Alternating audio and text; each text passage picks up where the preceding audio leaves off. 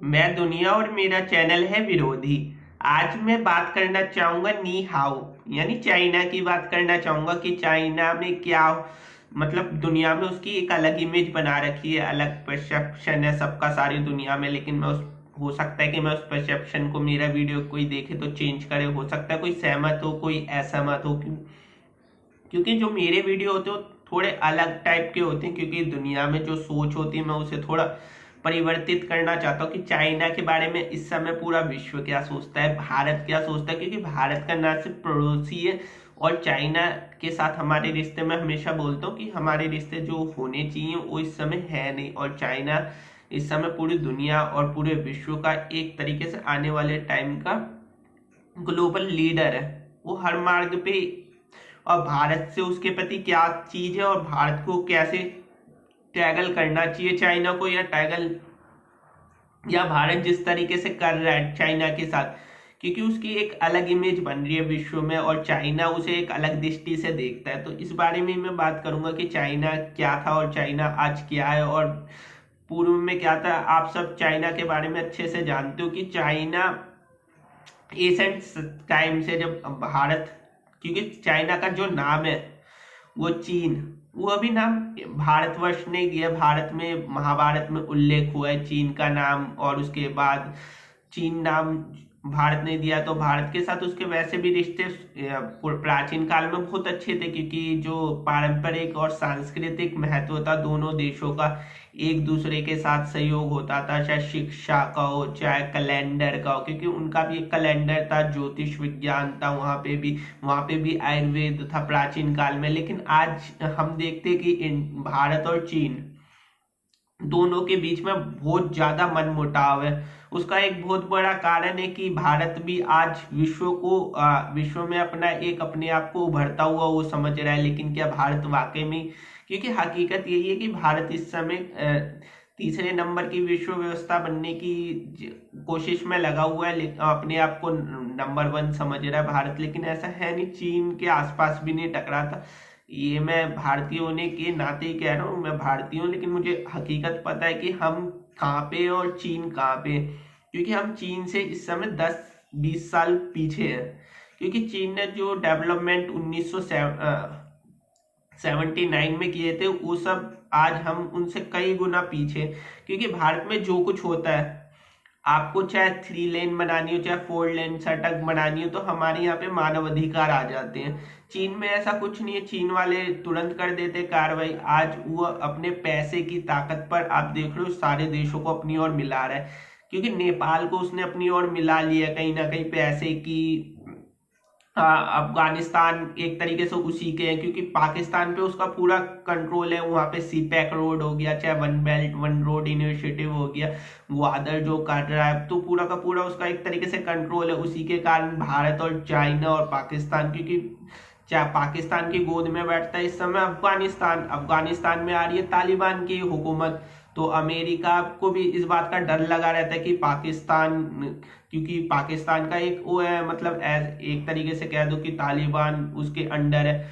और अब क्योंकि अफगानिस्तान एक ऐसा पॉइंट है, ज्योग्राफिकल लोकेशन देखी जाए तो सबसे हाई पॉइंट पे, तो वहां से पूरे एशिया पे नजर रखी जा सकती है। तो इसलिए अफगानिस्तान इंपॉर्टेंट हो जाता है, बहुत इंपॉर्टेंट। ऐसा कुछ है नहीं अफगानिस्तान में, और बहुत सारे खनिज मिलते हैं। तो इस तरीके से वो इंपॉर्टेंट है अफगानिस्तान। लेकिन उस पर आज देखा जाए तो सीधा नियंत्रण चाइना को हो सकता है, और आने वाले टाइम में हो जाएगा। क्योंकि जिस तरीके से चाइना की पॉलिसी है, चाइना ने धीरे धीरे धीरे करके जिस तरीके से आज आगे बढ़ चुका है, अफ्रीका में उसका निवेश हद से ज्यादा बढ़ चुका है, और अफ्रीका के कई देश एक तरीके से उपनिवेश की कगार पर है। श्रीलंका में उसका उपनिवेश इतना बढ़ चुका है, इतना बढ़ चुका था राजपक्षे के कि हम्बन टोटा एयरपोर्ट 99 वर्षों के लिए उसे देना पड़ा। अब उसके बाद फिर से वहां पे राजपक्षे की सरकार है इस समय श्रीलंका में।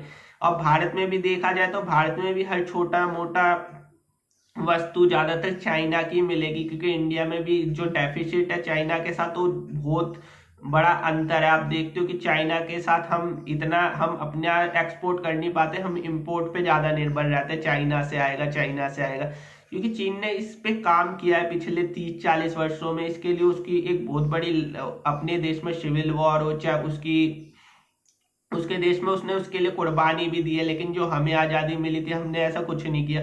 हमें एक तरीके से अनशन करके भीख भीख में मिल गई है एक आज़ादी, जिसके लिए हमने कुछ नहीं किया, उन्होंने दी और हमें मिल गई आज़ादी, यही कहने में आएगा।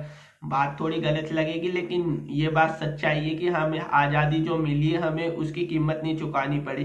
क्योंकि जो वहाँ पे जो लीडर थे डेन जियाओपिंग, उसने बहुत पहले आर्थिक जो देखा और उन्होंने सारे के सारे विश्व के लिए मंच खोल दिए। आज पूरे देश की जितने भी पूरी दुनिया की विश्व व्यवस्था है और जितनी भी बड़ी बड़ी मल्टीनेशनल कंपनी है वो सारी की सारी चीन में निवेश करना चाहती है।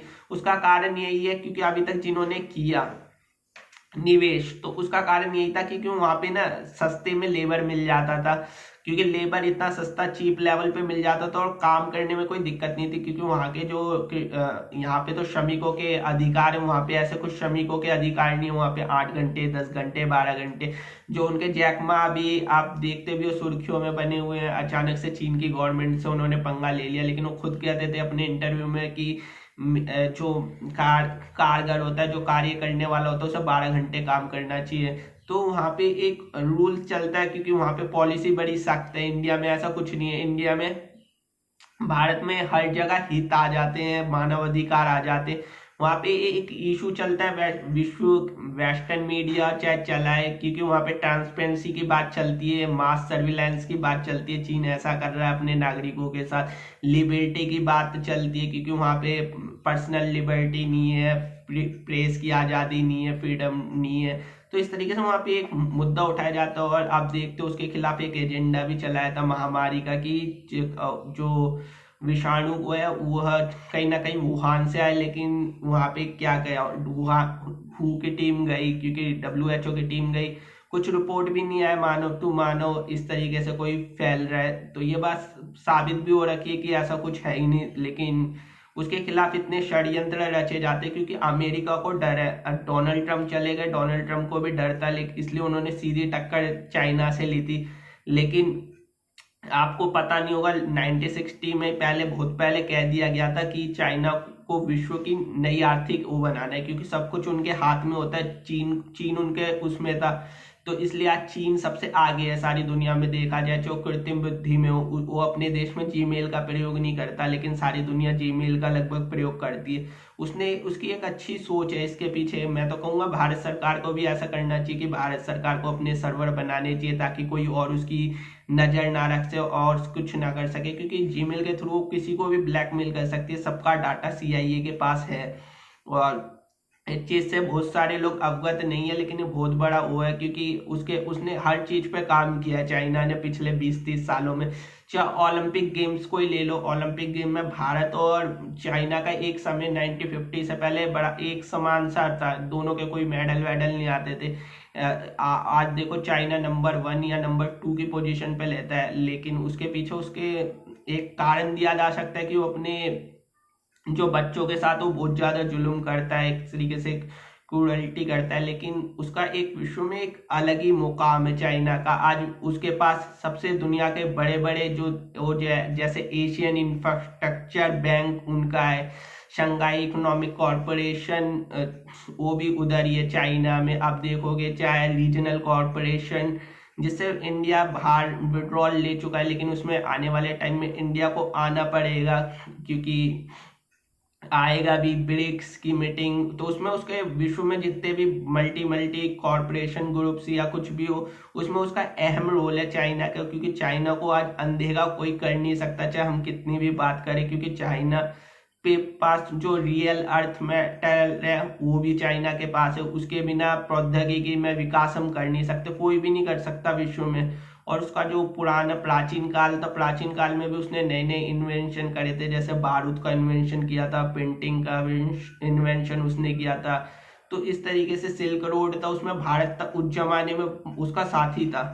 और विश्व की सबसे बड़ी व्यवस्था उस समय भी चाइना की थी, क्योंकि वो पूरी दुनिया में जो ग्लोबल ट्रेड होता था उसका 35 to 40% उस समय भी चाइना करता था, 25% to 30% इंडिया करता था। तो एक तरीके से इन दो कंट्री की मोनोपोली थी पूरी दुनिया में। अब लगा लो 70% इनका और बाकी 30% पूरे विश्व का। लेकिन उसमें अमेरिका ऑस्ट्रेलिया उस समय खोज नहीं हुई थी, क्योंकि अमेरिका में दो महाद्वीप है, नॉर्थ और साउथ, और ऑस्ट्रेलिया तो उस समय पता नहीं था। तो बाकी उस समय विश्व को वही गिना जाता है, अफ्रीका, अफ्रीका, एशिया और यूरोप, बस यहीं तक सीमित था विश्व, उसके आगे किसी का ख्याल ही नहीं था। जैसे अभी हमारे लिए 7 कॉन्टिनेंट होते हैं या पूरे ये छोटा मोटा, लेकिन हम हो सकता है इसके बाद हम आने वाले समय में मंगल पे जाने की बात करते, चांद पे जाने की बात करते, अलग गैलेक्सी में चले जाए, तो हम अभी हमारे लिए इतना है, तो आने वाले टाइम में कुछ भी हो सकता है। तो इस तरीके से था उस समय विश्व। तो उस समय विश्व में एक तरीके से फिर वहां पे कब्जा हुआ चाइना की, क्योंकि चाइना में, भारत में ओपियम का होता था, तो उसे एक तरीके से चाइना के साथ बहुत जागतियां हुई थी 19 सेंचुरी में, 20 सेंचुरी में, उससे उभरा, क्योंकि उसे केक की तरह बांट दिया था, जो आता था उसे मार काट करके निकाल देता था, क्योंकि चाइना भी भारत की तरह ही था। चाइना ने पहले किसी देश पर हमला नहीं किया, उसको हमेशा छोटे छोटे देश आके, कभी मंगोल आके मार काट कर रहे, कभी जापानी आ रहे, पोर्तुगीज आ रहे, ब्रिटिश आ रहे हैं, और उसे केक की तरह काटा वहाँ के। तो उसने बहुत सहाय, मतलब एक तरीके से एसेसिनेट हुआ है। तो उसके बाद चाइना आज देख रहे हो, आज वो जिस मुकाम पे, तो उसने इतिहास से सीख लिया है, लेकिन भारत ने ऐसा कुछ सीख लिया ही नहीं। भारत आज भी वही वहीं पे अटका हुआ है जहाँ पे शुरू हुआ था। एक तरीके से वो अपने आप को, भारत है, वो अपने आप को समझता तो बहुत कुछ है कि मैं ये हूँ, वो हूँ, नंबर 1 हूँ, लेकिन ऐसा है नहीं। भारत आज उससे कहीं ना कहीं बहुत पीछे है, क्योंकि भारत में जितना भी कंपनी आती है विदेशी, वो एक तरीके से भारत में जो काम करते भी हूँ, वो एक तरीके से नौकर प्रोड्यूस करते हैं। लेकिन आज चाइना में इन्वेस्टमेंट इतना बढ़ गया कि उनकी बड़ी बड़ी कंपनी आज दुनिया में इन्फ्लुएंस करती है। एक तरीके से उसकी कंपनियां सारी दुनिया में, सबसे ज्यादा इन्वेस्टमेंट कोई करता है तो सारी दुनिया में चाइना का ही है। और इंडिया में भी एक तरीके से इस चाइना का बहुत बड़ा इन्वेस्टमेंट लगा हुआ है, और छोटे छोटे देशों की तो बात ही क्या करनी, क्योंकि इतना इतना पैसा देते, चाहे उसके ईरान के साथ संबंध हो, $400 बिलियन, आप सोच भी नहीं सकते कितना पैसा होता है, कितने जीरो आते हैं। पाकिस्तान में $50 बिलियन, अफगानिस्तान में उसका इन्वेस्टमेंट बढ़ रहा है, और इधर आपका यूएई के साथ उसके अच्छे संबंध हो रहे हैं, सऊदी अरब के साथ अच्छे संबंध है, टर्की के साथ उसके अच्छे संबंध है, रशिया चाइना के साथ जो उसके अभी पार्टनरशिप चल रही है, क्योंकि रशिया भारत का पूरा एक टाइम में बहुत अच्छा मित्र था, उस पर भरोसा किया जा सकता था। लेकिन आज रशिया और चाइना एक तरीके से बहुत अच्छे पारस्परिक मित्र है, और उसका कारण भी यही है क्योंकि इंडिया ने क्वाड ग्रुप साइन किया, और क्वाड ग्रुप साइन करने के कारण इंडिया की जो स्थिति आज है, तो उसके कहीं ना कहीं ये रडार पे है। क्योंकि चाइना के साथ हमने कभी समझा ही नहीं कि चाइना के लोग क्या समझते हैं। चाइना के लोग हमेशा, जो पुराने बुजुर्ग हैं, वो इंडिया को आज भी एक तरीके से अच्छा समझते हैं, लेकिन इंडिया ने कभी ना हमारे देश में कोई ऐसी स्टडी के लिए केंद्र खोले, चाइनीज स्टडी के लिए, ना हमें कभी चाइना का इतिहास पढ़ाया जाता, क्योंकि हम कहीं ना कहीं विदेशी मानसिकता के गुलाम रहे। हमने एक तरीके से हमें वही पढ़ाया गया, ब्रिटिश पढ़ाई जाती है हमें, बीए चाहे में किसी भी प्रोग्राम में हमें चाइनीज स्टडी के बारे में इतना पढ़ाया ही नहीं जाता।